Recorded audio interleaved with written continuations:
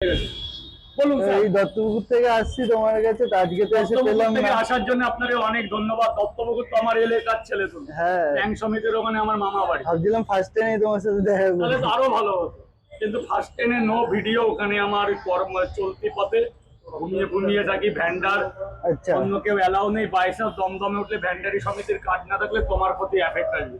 এখন আচ্ছা, বর্তমান ইউটিউবে যে আমাদের একটা সমানধন্য লোক যে যে ব্যাপারটা ঘটলো না, তারপরে অনেক চাপ আছে, কিন্তু তাই বুঝে শুনে হট নট যেখানে সেখানে ক্যামেরা করো না। একটা চাপ আছে কিন্তু। কি নাম?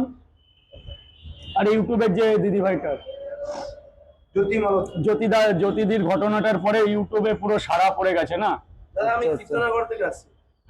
খুব ভালো করেছে।